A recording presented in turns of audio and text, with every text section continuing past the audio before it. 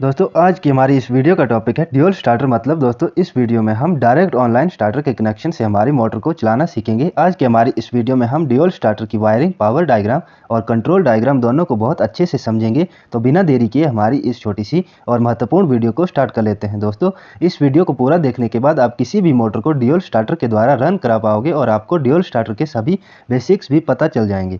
दोस्तों dual starter में दो वायरिंग होती है, एक होती है हमारी पावर की वायरिंग और एक होती है हमारी कंट्रोल की वायरिंग। दोस्तों हमारी पावर वायरिंग काफ़ी सिंपल होती है, मैं आपको समझाता हूं। दोस्तों सबसे पहले पावर वायरिंग के कनेक्शन हम कैसे करते हैं।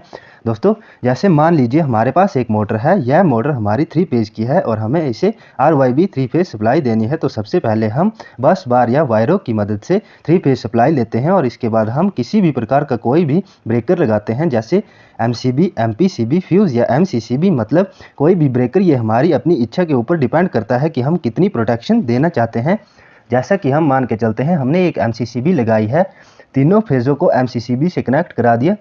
तो जैसे ही MCCB को ऑन करेंगे तो हमारा आउटपुट में RYB 3 फेज निकल जाएगा। और अपने ड्यूल स्टार्टर में सुना होगा कि एक कॉन्टैक्टर लगाते हैं, तो मेन यही कॉन्टैक्टर होता है हमारी मोटर को ऑन या ऑफ, ये कॉन्टैक्टर ही करता है। तो इसमें हम 3 पोल का कॉन्टैक्टर लेंगे हम, और ये 3 कॉन्टैक्टर हमारे NO कॉन्टैक्टर होंगे। NO मतलब होता है दोस्तों नॉर्मल कंडीशन में ये ओपन रहता है, तो ये हमारा 3 पोल का कॉन्टैक्टर है। इसमें RYB निकलेगा और इन तीनों फेज को रिले के अंदर डालेंगे। रिले का क्या काम होता है दोस्तों, रिले भी हमारे सर्किट को प्रोटेक्ट करती है MCB की तरह ही, बस रिले को हम मैनुअली ऑन या ऑफ नहीं कर सकते। रिले के अंदर हम फेज डाल देते हैं और ये फेज को सेंस करती रहती है। जैसे मान लीजिए ये मोटर 6 एम्पियर करंट ले रही है, तो 6 एम्पियर से ऊपर करंट फ्लो होगा तो हमारी रिले ट्रिप कर जाएगी। दोस्तों आपको ये भी पता होना चाहिए कि ड्यूल स्टार्टर में इस रिले को हम ओवरलोड रिले कहते हैं। कौन सी रिले? Overload relay. तो दोस्तों हमने सबसे पहले 3 फेज सप्लाई ली, उसके बाद MCCB से कनेक्ट कराया, इसके बाद नॉर्मली ओपन कॉन्टैक्टर्स में भी सप्लाई दी और इसके बाद रिले को जोड़ा और यही 3 तार RYB को तीनों तारों को मोटर के साथ जोड़ दिया। तो कुछ इस प्रकार से हमारा पावर डायग्राम की वायरिंग होती है। अब दोस्तों आपको मैं कंट्रोल डायग्राम समझा देता हूं, और मोस्ट इंपॉर्टेंट जो होता है वो यही कंट्रोल डायग्राम होता है। दोस्तों कंट्रोल डायग्राम थोड़ा सा कॉम्प्लिकेटेड होता है, इसलिए आपको ध्यान लगा के समझना होगा कि आखिर कंट्रोल डायग्राम की वायरिंग या कनेक्शन कैसे करते हैं। कंट्रोल डायग्राम में ओनली एक फेज लेना होता है। जैसे आपने पावर डायग्राम में RYB 3 फेज लिए थे, कंट्रोल डायग्राम में ओनली एक फेज लेना होता है। जैसे हमने बस बार से एक फेज लिया। तो दोस्तों कंट्रोल डायग्राम का क्या काम होता है, हमें हमारे इस कॉन्टैक्टर को स्टार्ट करना होता है। जैसे ये कॉन्टैक्टर है, जैसे आपको पता है कि इधर हमने मोटर के 3 फेज और कॉन्टैक्टर जोड़ के रखा है। आप MCCB और रिले को अभी के लिए भूल जाइए कंट्रोल डायग्राम को समझने के लिए। तो हमने कॉन्टैक्टर को RYB सप्लाई दी, तो हमारी सप्लाई इधर रुकी हुई है।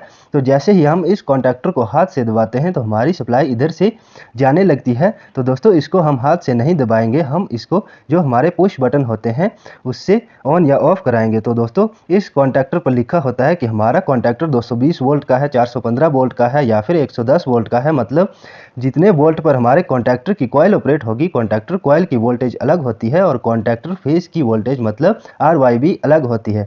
इस पे 2 रेटिंग होती है। आपको कैसे पता चलेगा कि कॉन्टैक्टर कितने वोल्ट का है, तो इधर पीछे लिखा होता है A1 A2 करके। A1 A2 इस कॉन्टैक्टर की स्टार्ट कॉइल के वोल्टेज पॉइंट होते हैं। तो हम जब A1 पर फेज और A2 पर न्यूट्रल देंगे तो ये ऑटोमेटिक दब जाएगा।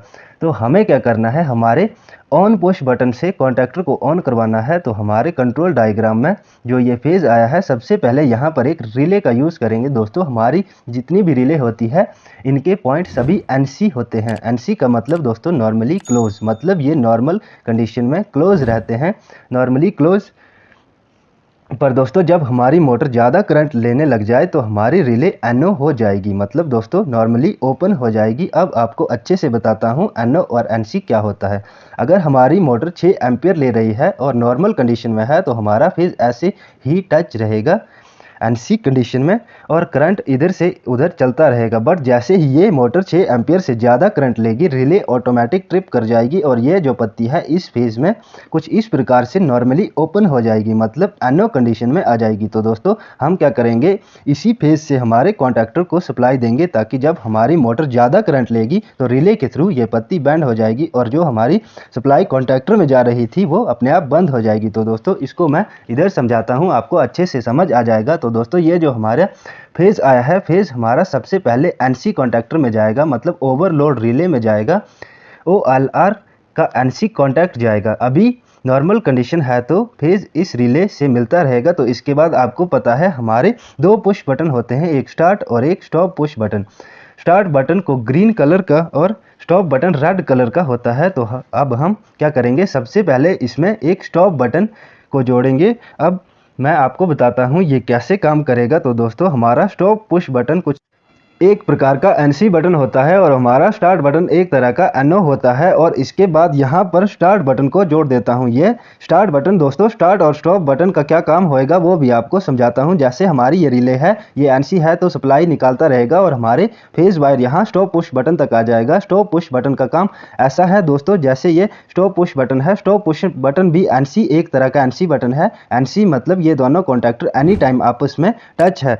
तो जैसे ही मैं इस बटन को दबाऊंगा तो मेरी ये पत्ती नीचे आ जाएगी, तो मेरा फेज़ इधर निकलना बंद हो जाएगा। तो मतलब अभी मेरा फेज़ ये स्टॉप बटन से होके यहाँ स्टार्ट बटन पर आ जाएगा और हमारे स्टार्ट पुश बटन को हम दबाते हैं तो हमारी सप्लाई कॉन्टैक्टर कॉइल A1 और A2 में आ जाएगी। स्टार्ट पुश बटन कुछ इस प्रकार का होता है, ये हमने फेज़ इधर दिया, जैसे ही इस बटन को दबाएंगे तो हमारी ये पत्ती नीचे होगी और हमारा फेज़ इधर निकल जाएगा कॉन्टैक्टर कॉइल A1 और A2 में। पर दोस्तों इसके अंदर एक प्रॉब्लम ये आती है कि जैसे ही स्टार्ट पुश बटन को दबाते हैं तो मेरा फेज़ यहाँ से हमारे कॉन्टैक्टर कॉइल A1 A2 में आ गया, मतलब कॉन्टैक्टर होल्ड या ऑन हो गया, NC पोजीशन में होल्ड हो गया। पर जैसे ही इसको छोड़ दूंगा तो हमारी पत्ती वापस ऊपर आ जाएगी, तो इस केस में हमारा कॉन्टैक्टर वापस बंद हो जाएगा। तो इस प्रॉब्लम के लिए हम एक होल्डिंग सब्स्टिट्यूट का यूज़ करते हैं। होल्डिंग, इससे मेरा पुश बटन होल्ड हो जाएगा। तो हम क्या करते हैं, हमारे कंट्रोल डायग्राम में एक ऐड ऑन ब्लॉक यूज़ करते हैं। हमारा ऐड ऑन ब्लॉक एक NO होता है, मतलब नॉर्मली ओपन होता है। तो हम ऐड ऑन ब्लॉक का यूज़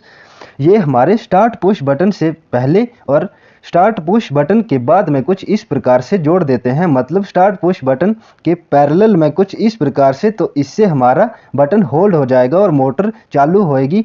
हमारा ड्यूल स्टार्टर कुछ इसी तरीके से काम करता है। दोस्तों अगर आपको ड्यूल स्टार्टर बना रहे हैं और अगर आपको कोई दिक्कत आ रही है तो आप कमेंट करके ज़रूर बताइए। दोस्तों आपको ये वीडियो कैसा लगा, वीडियो को लाइक करके ज़रूर बताएं और इलेक्ट्रिकल स्टडीज़ के लिए हमारे इस YouTube चैनल विद्युत ज्ञान को ज़रूर सब्सक्राइब कर लीजिए। मिलते हैं नेक्स्ट वीडियो में।